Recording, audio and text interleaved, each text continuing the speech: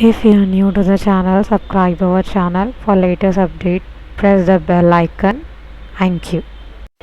Hello everyone, this is Shreem Begum from NGCC Software Technology. Then next topic continue करते हैं। जैसे कि previous class में अपन activity type के बारे में पढ़े थे, तो अभी नेक्स्ट यहाँ पर अपन किस चीज़ के बारे में चेक करेंगे, एक्टिविटी एलोकेशन। एक्टिविटी एलोकेशन क्या है?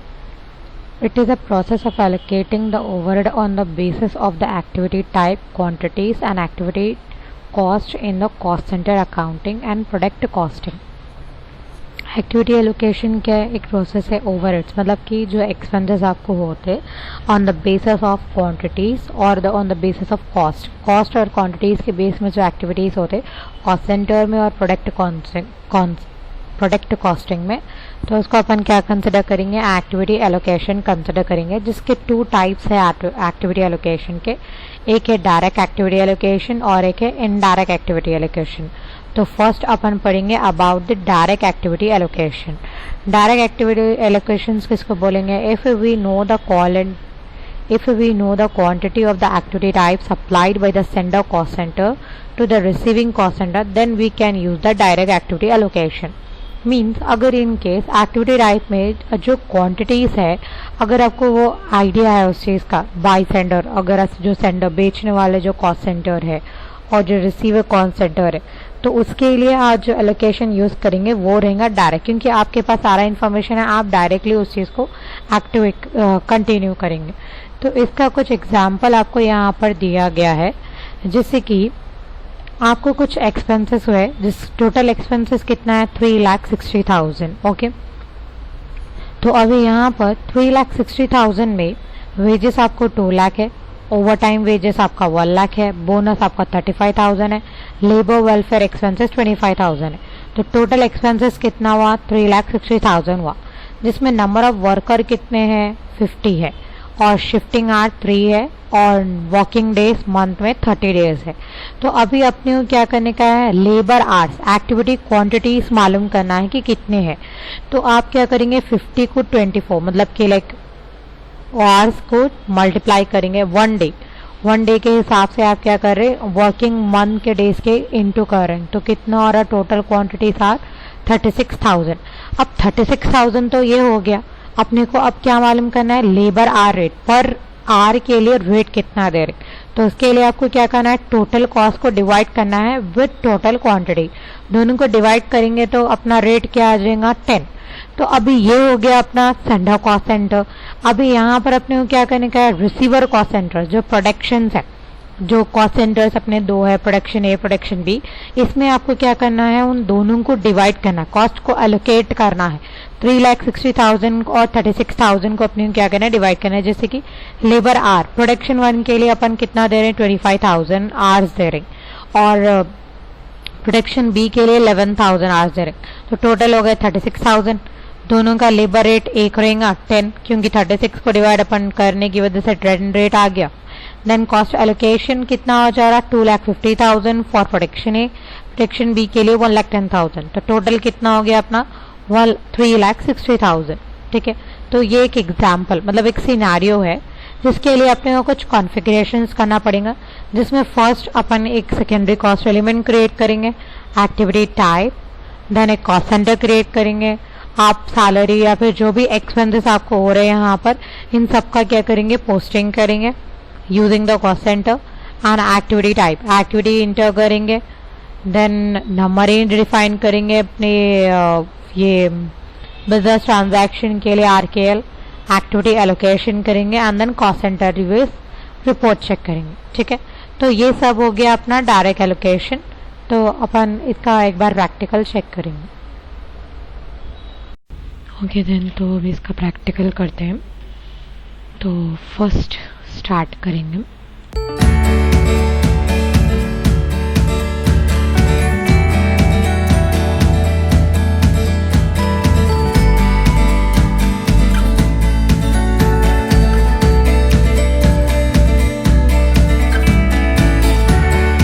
लॉगिन करेंगे। लॉगिन करने के बाद अपने को यहाँ पर फर्स्ट स्टेप क्या है, creation of secondary cost element. तो यहाँ पर क्या करेंगे, अपन सेकेंडरी कॉस्ट एलिमेंट क्रिएट करेंगे, जिसका टी कोड है KA06 enter.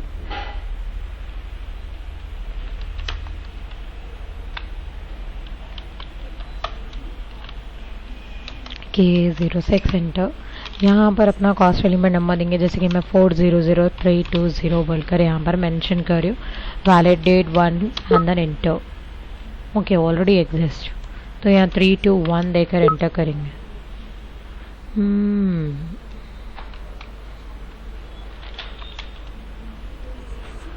Okay, then next यहाँ पर नेम में मेंशन करिए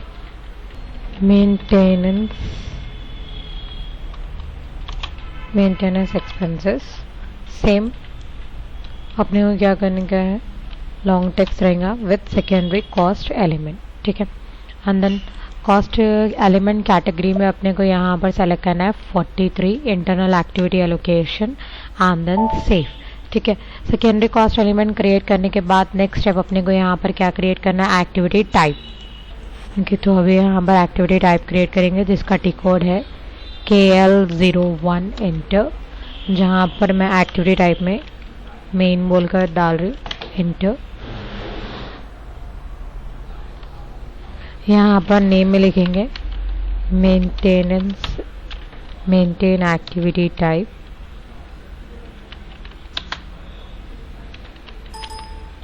एंड देन सेम अपने को डिस्क्रिप्शन में भी देने का है, यह एक्टिविटी यूनिट्स इज आवर्स। यहाँ पर कैटेगरी में अपने को सेलेक्ट करना है स्टार, क्योंकि सारों के लिए तो कैटेगरी में स्टार सेलेक्ट करेंगे। एक्टिविटी टाइप कैटेगरी में यहाँ पर अपन सेलेक्ट करेंगे manual entry and manual allocation. Then allocation cost element जो अभी अपन क्रिएट करें, मेंटेन एक्सपेंसेस।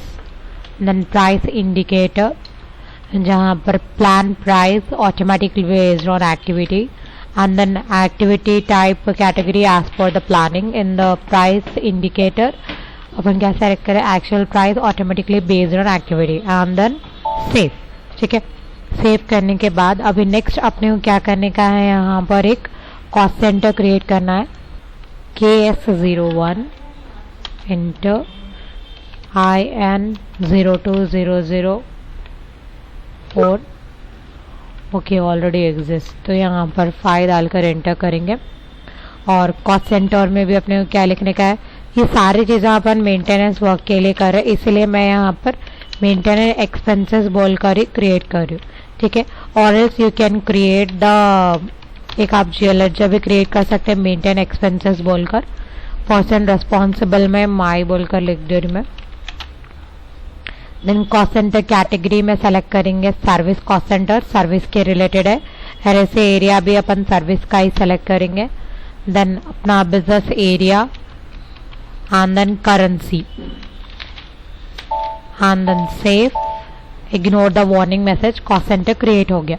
अभी यहाँ पर अभी जो अपन कॉस्ट सेंटर क्रिएट करें उसको यूज करते हुए अपने को कुछ जर्नल एंट्रीज पोस्ट करना है। तो अभी यहाँ पर मैं जस्ट एक सैलरी का पोस्टिंग कर रही हूँ, तो डेट डालिए आज का, एंड देन यहाँ पर आपका कंपनी कोड, पीरियड, करेंसी, यहाँ पर डालेंगे सैलरी 400100 एंटर। अमाउंट में डालिए आप 50,000।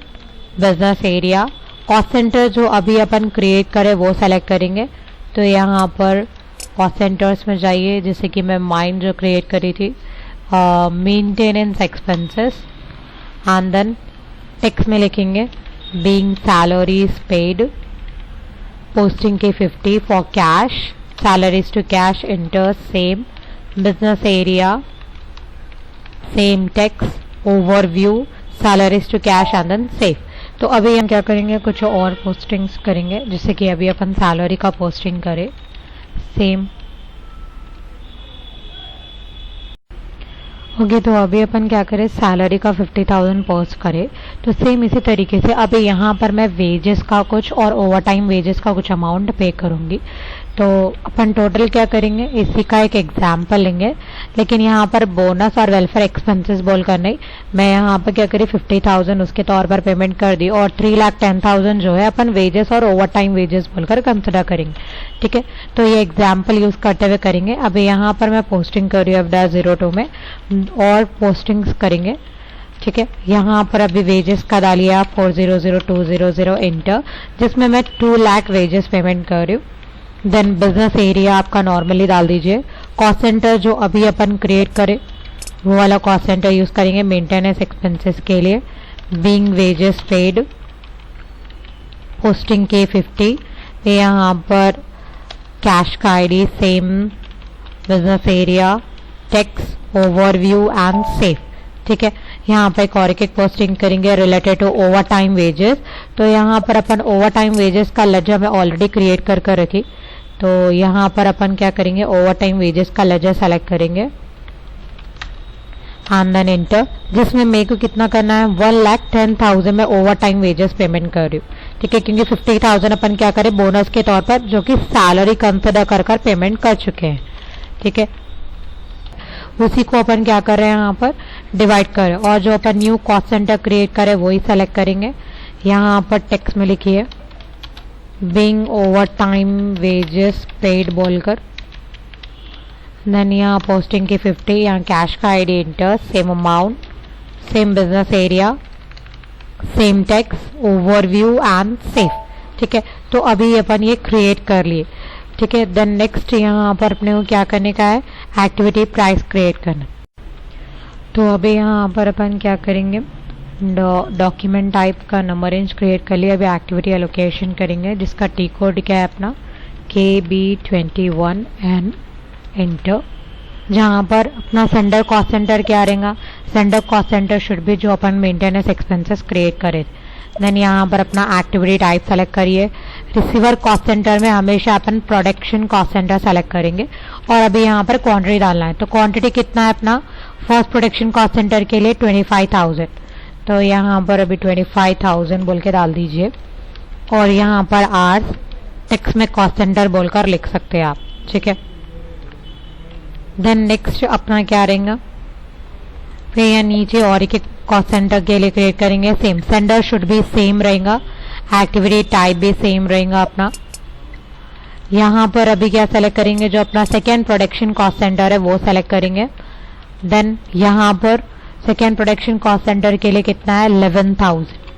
ठीक है, एंड देन यहाँ पर यूनिट्स में लिखेंगे hours and then cost centre and save. ठीक है, तो ये डॉक्यूमेंट पोस्ट हो चुका है।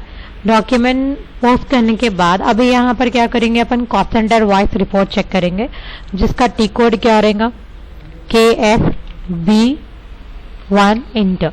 जहां पर अपने को कुछ भी पहले अपन क्या करेंगे, कॉस्ट सेंटर और कॉस्ट सेंटर हटाने के बाद खाली जस्ट अपना कंट्रोलिंग एरिया डालने के बाद एग्जीक्यूट करिए, और अगर आपको कुछ इस तरीके से वार्निंग मैसेज आए तो आप बस एंटर कर दीजिए। ठीक है, तो ये हो गया। अभी यहाँ पर अपन नीचे देखिए, अपने यहाँ ओवर टाइम वेजेस, सैलरी और रेंट अपने को यहाँ पर expenses as a cost centre तो शो कर रहा, जो रिपोस्ट करे अपन सी क्लियर। यहाँ डॉक्यूमेंट 108 बोलकर ऐसा कुछ शो कर, लेकिन जो अभी अपन 109 जो एंट्री पोस्ट करे वो अपने को यहाँ पर शो नहीं कर रहा। इन तीनों का मिलाकर टोटल एक्सपेंसेस कितना बता रहा अपने को 3,60,000। अब वो चेक करने के लिए आप क्या करेंगे, बैक जाइए। बैक जाने के बाद यहाँ जो अपना कॉस्ट सेंटर था मेंटेनेंस एक्सपेंसेस बोलकर वो सेलेक्ट करिए एंड देन अभी एग्जीक्यूट करिए। तो अभी यहाँ पर देखो अपना मेंटेनेंस एक्सपेंसेस का यहाँ पर बता रहा 25,000 जो 25 आवर्स का क्वांटिटी दिया, और यहाँ पर अपने को कितना बता रहा 11,000 जो 11।